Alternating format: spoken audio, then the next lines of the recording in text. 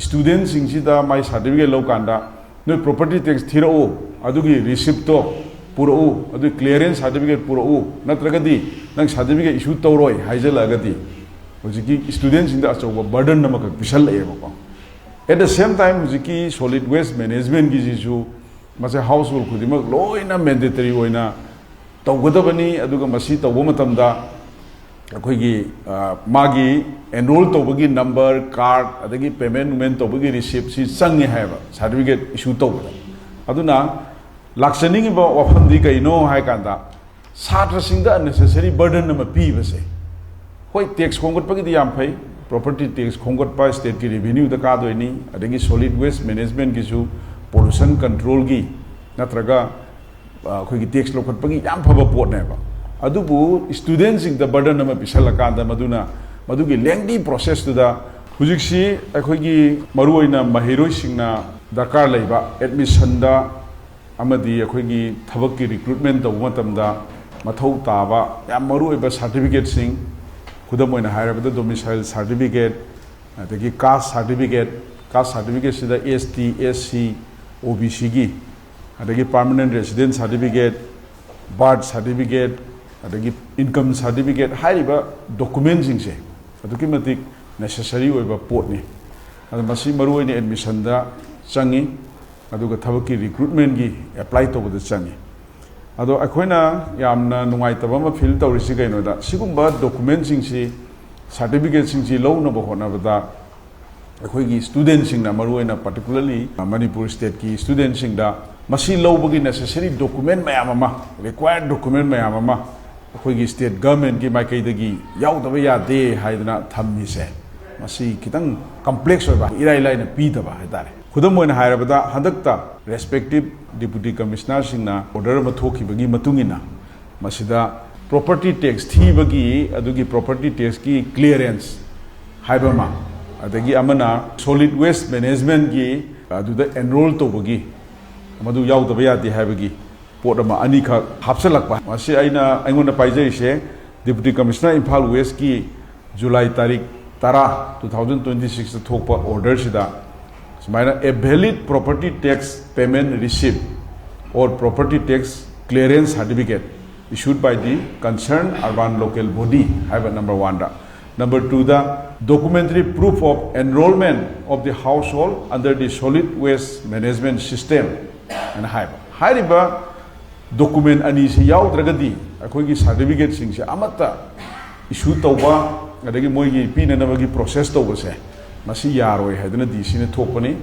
aduga atopa district singi deputy commissioner na ju sumaina singbo order je thokre sina maram moidana khoi gi mahiroi singda magi mathau taba admission gi thabak ki kari gi mathau taba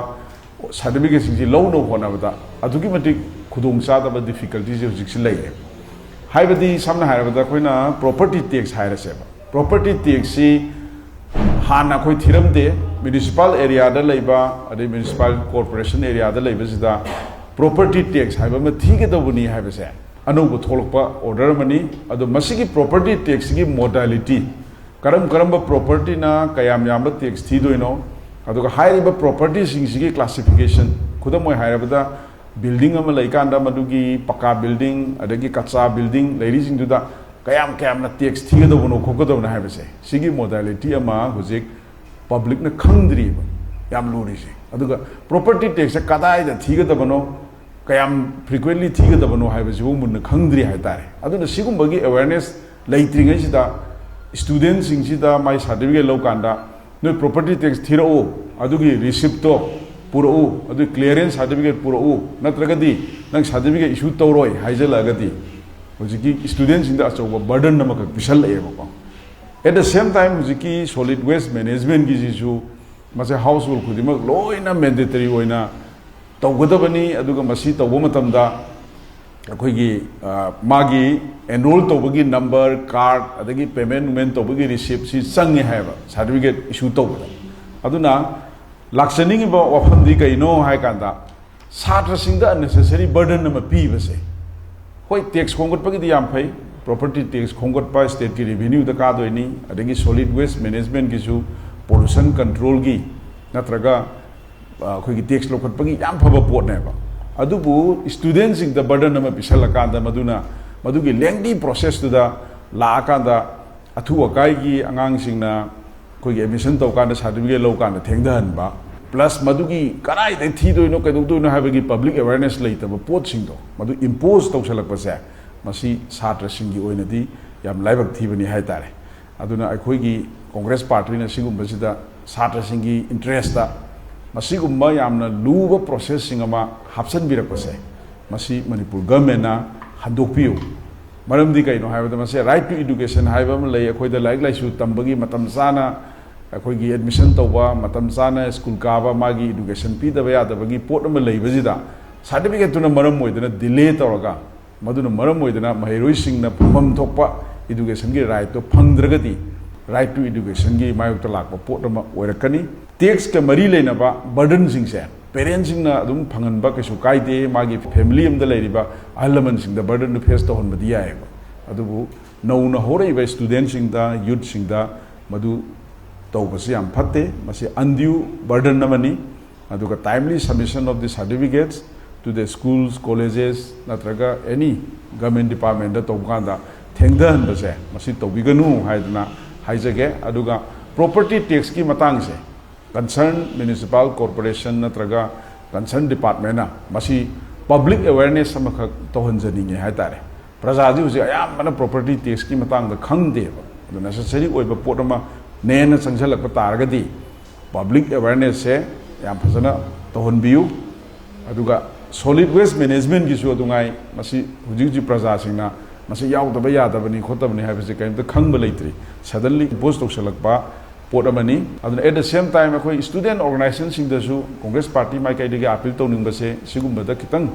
student organisation ꯃꯤꯠꯌꯦꯡ ꯈꯤꯇꯪ ꯆꯪꯍꯟꯅꯤꯡꯉꯦ ꯍꯥꯏꯇꯥꯔꯦ ꯁꯥꯇ꯭ꯔꯒꯤ interest ꯑꯩꯈꯣꯏꯒꯤ ꯄꯥꯟꯗꯝꯗꯤ ꯀꯩꯅꯣꯗ ꯁꯥꯇ꯭ꯔꯁꯤꯡꯁꯤꯅ ꯃꯇꯝ ꯆꯥꯅ ꯏꯗꯨꯀꯦꯁꯟꯒꯤ facility ꯐꯪꯖꯕ ꯑꯗꯨꯒ ꯏꯗꯨꯀꯦꯁꯟꯒꯤ ꯅꯠꯇ꯭ꯔꯒ ꯊꯕꯛ ꯏꯪꯈꯥꯡꯗ ꯃꯣꯏ ꯌꯥꯔꯤꯉꯩ ꯔꯤꯀ꯭ꯔꯨꯠꯃꯦꯟꯠꯗ ꯀꯩꯗ ꯃꯇꯝ ꯆꯥꯅ ꯌꯥꯎꯍꯧꯕꯗꯨ ꯑꯩꯈꯣꯏ ꯄꯥꯝꯖꯕꯅꯤ ꯑꯗꯨꯅ ꯌꯥꯝ ꯃꯔꯨꯑꯣꯏꯕ ꯄꯣꯏꯟꯠꯁꯦ ꯅꯦꯁꯦꯁꯔꯤ ꯑꯣꯏꯕ ꯁꯥꯇ꯭ꯔꯒꯤ ꯁꯥꯔꯇꯤꯐꯤꯀꯦꯠꯁꯤꯡꯁꯦ ꯂꯧꯕꯁꯦ ꯌꯥꯔꯤꯉꯩ ꯁꯤꯝꯄ꯭ꯂꯤꯐꯥꯏ ꯇꯧꯕꯤꯌꯨ ꯑꯗꯨ ꯃꯁꯤꯒꯤ ꯄ꯭ꯔꯣꯁꯦꯁꯁꯦ ꯀꯝꯄ꯭ꯂꯦꯛꯁ ꯌꯥꯝ ꯑꯣꯏꯍꯟꯕꯤꯒꯅꯨ ꯃꯁꯤ ꯈꯔ ꯀꯣꯝꯊꯣꯛꯍꯟꯕꯤꯌꯨ ꯍꯥꯏꯕꯁꯦ ꯀꯣꯡꯒ꯭ꯔꯦꯁ ꯄꯥꯔꯇꯤꯅ ꯃꯅꯤꯄꯨꯔ ꯄꯨꯝꯕꯒꯤ ꯃꯍꯩꯔꯣꯏꯁꯤꯡꯒꯤ ꯏꯟꯇꯔꯦꯁꯇ ꯃꯁꯤ ꯊꯝꯖꯒꯦ ꯑꯗꯨꯒ ꯑꯇꯣꯞꯄ ꯄꯣꯏꯟꯠ ꯑꯃꯅ ꯑꯩꯈꯣꯏꯒꯤ ꯁꯥꯔꯇꯤꯐꯤꯀꯦꯠꯁꯤꯡ ꯃꯔꯨꯑꯣꯏꯅ OBC ꯁꯥꯔꯇꯤꯐꯤꯀꯦꯠ ST ꯁꯥꯔꯇꯤꯐꯤꯀꯦꯠ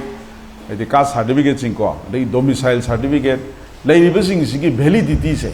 ꯍꯧꯖꯤꯛꯁꯦ ꯑꯣꯟꯂꯤ 6 months ꯑꯣꯏꯌꯦꯕ ꯑꯃꯨꯛ ꯂꯧꯈꯤꯕꯗꯒꯤ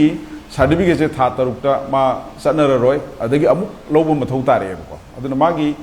ꯈꯨꯗꯝ ꯑꯣꯏꯅ ꯍꯥꯏꯔꯕꯗ OBC ꯑꯣꯏꯔꯝꯕ ꯃꯤ ꯑꯃꯅ ꯊꯥ 6ꯇ ꯍꯦꯛꯇ ꯌꯥꯝ ꯊꯨꯅ ꯆꯦꯟꯖ ꯇꯧꯒꯗꯕ ꯅꯠꯇꯦ ꯃꯥꯒꯤ ꯏꯟꯀꯝꯁꯦ ꯑꯗꯨꯅ ꯌꯥꯔꯒꯗꯤ ꯃꯁꯤꯌꯥꯝ ꯇꯦꯟꯅ ꯂꯩꯔꯤꯕ 6 monthsꯤꯁꯨ ꯃꯅꯤꯄꯨꯔ ꯁꯔꯀꯥꯔꯅ ꯃꯤꯠꯌꯦꯡ ꯆꯪꯕꯤꯔꯀꯥꯟꯗ at least 1 yearꯒꯨꯝꯕꯗꯤ ꯑꯦꯛꯁꯇꯦꯟ ꯇꯧꯕꯤꯌꯨ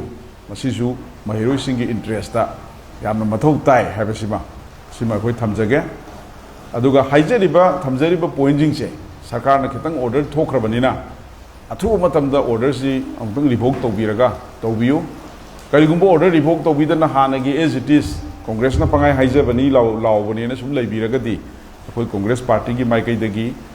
ꯁꯥꯇ꯭ꯔꯒꯤ ꯕꯣꯗꯤꯁꯤꯡꯒ ꯇꯥꯟꯅꯔꯒ ꯄꯕ꯭ꯂꯤꯛ ꯏꯟꯇꯔꯦꯁ ꯂꯤꯇꯤꯒꯦꯁꯟ ꯑꯃ ꯃꯁꯤꯒꯤ ꯃꯊꯛꯇ ꯇꯧꯔꯛꯀꯅꯤ ꯍꯥꯏꯕ ꯋꯥꯐꯝꯁꯤꯃꯈꯛ ꯑꯩ ꯃꯌꯥꯝꯗ ꯊꯝꯖꯒꯦ